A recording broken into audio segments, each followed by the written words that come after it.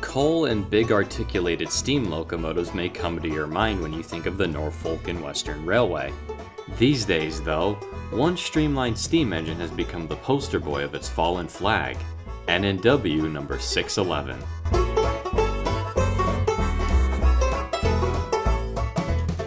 In the jazzy 1930s, streamliner trains were drawing Americans back to the railroads in record numbers. Unfortunately for the N&W, this left them struggling to keep up using a fleet of locomotives from the early 1900s.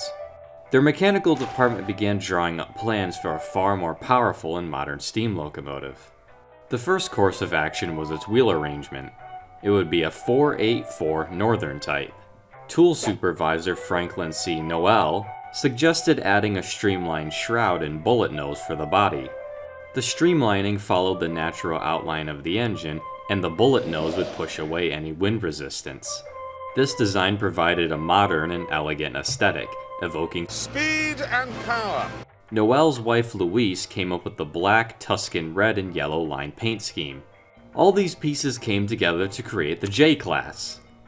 No, not that one. Or that one. There we go.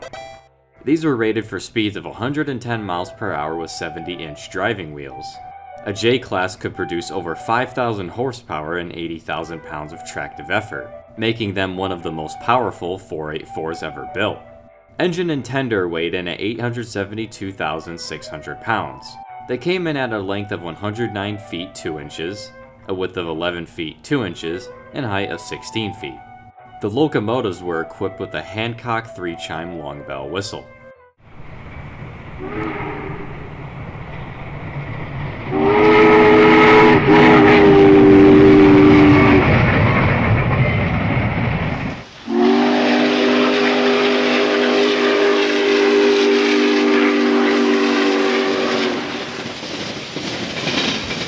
Number 600 was the first to be delivered from the N&W's Roanoke shops in October 1941 at a cost of $167,000, around $4.9 million today. 4 more engines arrived in 1942.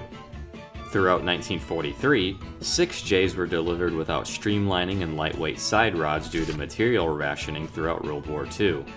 After the war in 1945, they received their streamlining. Also around then, the Pennsylvania Railroad borrowed J Class number 610 for testing purposes. They wanted to compare its performance to their T1. It reached just over 100 miles per hour in several tests, hauling up to 16 passenger cars. A final set of 3 Js rolled out in 1950, creating a fleet of 14 locomotives. They were the last steam-powered passenger engines built in the United States. Despite that, the Js made a very good name for themselves. Through this beautiful, rugged country, with her 27 by 32-inch cylinders and 275 pounds boiler pressure, developing over 5,000 cylinder horsepower, she pulls as many as 12 cars over long grades as steep as 2%. With Timken roller bearings, they coasted along flatlands at speed and challenged many steep gradients with ease. It's said the Js could theoretically reach a top speed of 140 miles per hour given the perfect weight balancing of its design. They hustled premier passenger trains like the Pocahontas, Powhatan Arrow, and Cavalier. They even ferried Southern Railway trains like the Tennessean, Pelican, and Birmingham Special. With such a high rate of reliability and efficiency, the Js could run up to 15,000 miles, equivalent to about 18 months of travel, until they required a visit to the shops. They were comparatively modern and advanced by American steam engine standards of the time. The N&W had reached its apex of steam power. The J, A, and Y class formed the Big Three, representing the railroad's homemade masterpieces. But as the story often goes with steam locomotives, the J Class's time was coming to an end by the late 1950s. The coal-hauling Norfolk and Western was bent on keeping steam power as long as possible. After all, the J Class proved to be 30% cheaper to maintain over time than 2 E6 diesels. Photographer O. Winston Link captured the final days of N&W's steam in some iconic photographs and audio recordings.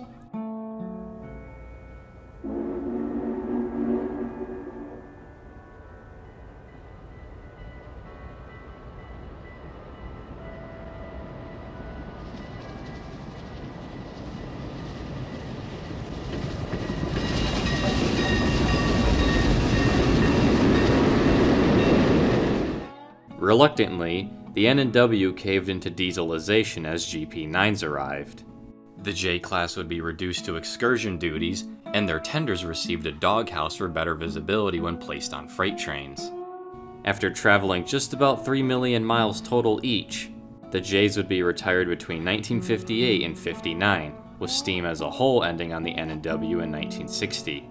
Many steam engines soon faced the scrapper's torch, including all of the J's. Except one.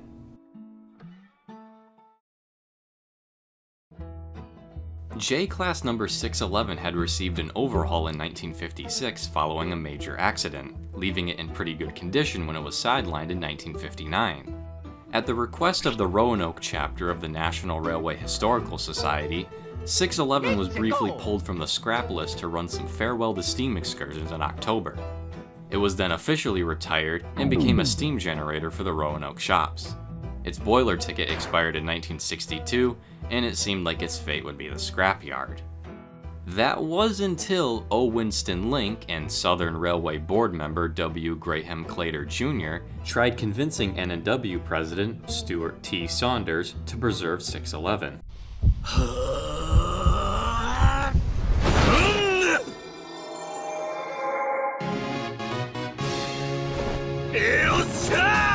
He agreed, and it was sent to the Roanoke Transportation Museum in 1963 where it sat on display.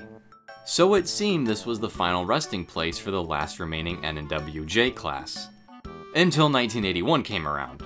N&W's new president, Robert B. Claytor, announced that 611 would join the Southern Railway steam program, which had been started back in 1966. 611 was moved back to the Roanoke shops for inspection, then towed to the Southern Railway's Norris shops in Irondale, Alabama, where it would be restored to operation. Several major components would be rebuilt, along with adding a new braking system, varnished hardwood cab interior, and a vertical dual-beam headlight. On August 14, 1982, number 611 moved under steam for the first time in 22 years. She ran so smoothly that the scheduled 10-hour test trip to Chattanooga, Tennessee was completed in 5 hours. In early September of that year, the engine began its excursion career hauling the Centennial Limited to Norfolk, Virginia. All went well, until it derailed approaching the turntable at Lampert's Point. A pair of C-30-7s brought the return train home. After minor repairs, 611 continued hauling excursions. This continued even after the Norfolk and Western and Southern Railway merged to create Norfolk Southern in 1983. The merger allowed 611 to travel on a far wider network of tracks. Its fan base continued to grow rapidly, and the public was taking notice. The American Society of Mechanical Engineers designated the Streamliner as a National Historic Mechanical Engineering Landmark in 1984, and gifted a plaque to the Roanoke Transportation Museum. 611 continued riding high with more excursions,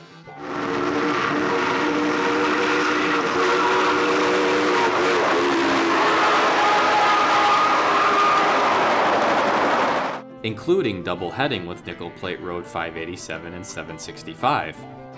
All this hype came to an abrupt halt in November 1985, when Roanoke witnessed its worst flood in history. Amongst the devastation, the Transportation Museum was nearly destroyed, with much of its equipment, including 611, being caught up in the floodwaters. After the waters receded, 611 and the museum's equipment were refurbished, and the complex reopened as the Virginia Museum of Transportation, or VMT. 611 then found itself paired up with the recently restored N&W J Class number 1218, and even Southern 4501 on a triple header for the steam program's 25th anniversary in 1991. After some meticulous planning with Norfolk Southern, 611 made plenty of noise as it struggled to tackle America's steepest mainline gradient in November 1992, the grueling 4.9% Saluda grade in North Carolina. Even after splitting the 20-car consist, the 484 slipped and stalled just short of the top. With lots of noise and steam, it managed to drag the train over the mountain. It was a great success for the engine, but once again, its time was running out. A September 1984 switching accident damaged 9 passenger cars, thus causing a shortage. Norfolk Southern became increasingly concerned over safety, rising operating and insurance costs, and interference with their freight trains. They announced the end of their steam program, and 611 ran its last train on December 3, 1994. On the 7th, the engine returned to the Roanoke shops where its firebox went cold once again. It was officially donated to the city of Roanoke and displayed at VMT in December 1995, ending 12 years of excursions. This was not the end for 611 just yet. In 2011, Norfolk Southern CEO, Wick Moorman, created a new steam program under the name 21st Century Steam. Southern number 630 powered the inaugural train, kicking off the program. With NS back on track with steam, perhaps there was a chance to get 611 back in action. VMT officials, including Executive Director Bev Fitzpatrick, started the Fire Up 611 committee in early 2013. The goal was to study the viability of returning the engine to service. After eventually raising $4 million by March 2014, 611 was moved to the North Carolina Transportation Museum in Spencer, North Carolina. There, in the Southern Railway's Bob Julian Roundhouse, 611, now dubbed the Spirit of Roanoke, would be restored to operation. On May 9, 2015, it moved under its own power once more. Test runs were conducted, and it returned to Roanoke to be displayed with 1218 and 2156, reuniting the big three of the N&W. 611 put on a show for the now digital cameras and mobile phones capturing its mainline adventures. A whole new generation of railfans lined the tracks, seeing the N&W's famed streamliner in action for the first time. The Virginia General Assembly named the engine the official steam locomotive of Virginia in May 2017, recognizing its impact on the region. The fanfare was welcomed, but also short-lived. 611 was barred from the main line in 2018 after then Amtrak CEO, the controversial Richard Anderson, discontinued support for private car and charter train service. Positive Train Control, or PTC, would also be required for it to operate on the main line going forward. In the meantime, it was sent to the North Carolina Transportation Museum for maintenance and took part in smaller events and train rides on the property. Changing gears for a minute, you likely know the Strasburg Railroad in Pennsylvania as a slow-speed, tourist, and short-line freight hauler. Not anything you'd expect to see a fast streamliner train on, right? Well, joke's on you, because 611 was sent to Strasburg to meet up with N&W J Class number 475 during an N&W Reunion of Steam event. From September to October of 2019, 611 ran excursion trains.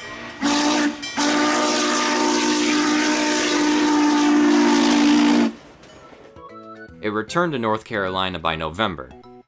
2020 dawned and proved to be an interesting year. 611 was reduced to static display during the COVID-19 pandemic, excluding some minor events and short runs in the fall. In 2021, 611 moved house again back to Strasburg. It took part in a few events and excursions, sauntering up and down the line through Amish country with passenger and photo freight trains. It even met Thomas the Tank Engine. While it wasn't the main line, its stay at Strasburg still gave plenty of people the chance to see the engine for the first time.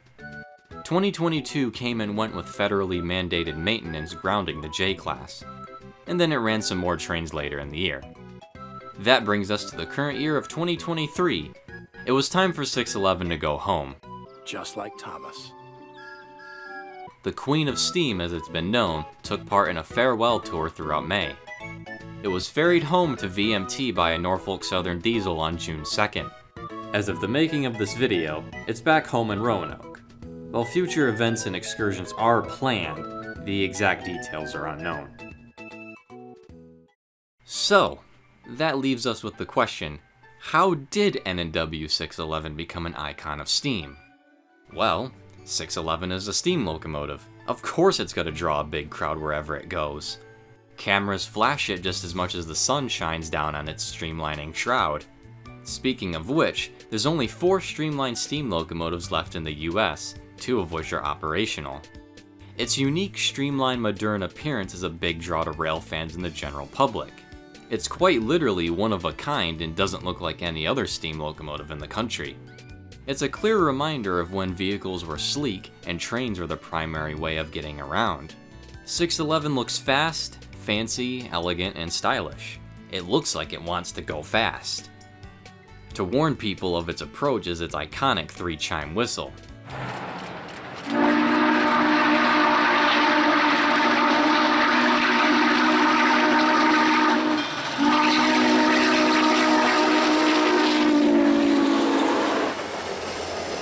Its sound has come to be associated with the engine, a low and throaty sound, captured by O. Winston Link and 21st century railfans alike. For many, it was the first steam locomotive they ever saw. When it was restored to operation in 2015, a whole new generation of railfans were starting to appear, sharing their catches online. The J Class has been featured on all sorts of things. Historically, the J Class connected big cities with the small mountain towns in between. The engine is a representative of a region often forgotten about in the US, Appalachia. Long gone are 611's days as a premier passenger hauler. It was in service on the N&W for only 9 years, whereas it's been in excursion service for 2 decades. Compared to most American steam locomotives, it's relatively modern and young at 73 years old. At the end of the day, 611's popularity is understandable and well-deserved. It's created memories for old and new railfans alike. All of this wouldn't be possible without the hard work and dedication of the people behind the scenes keeping 611 running, along with people donating and riding excursions.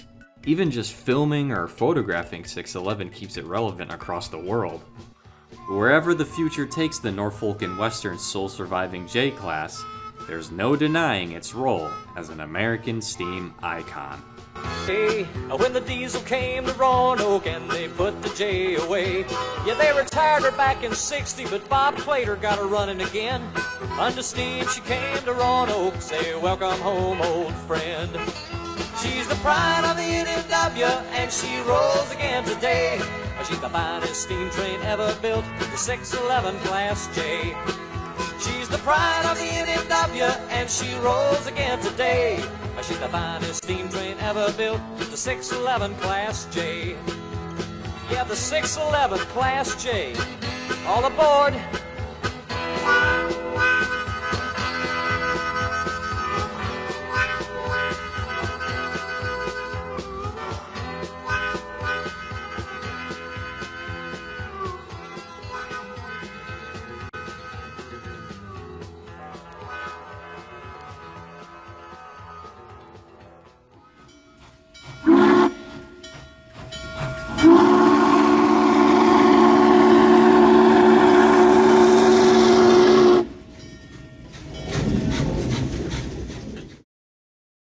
Thank you to my channel members. Special thanks to Mooter and Tommy Rosini for subscribing to the Conductor tier.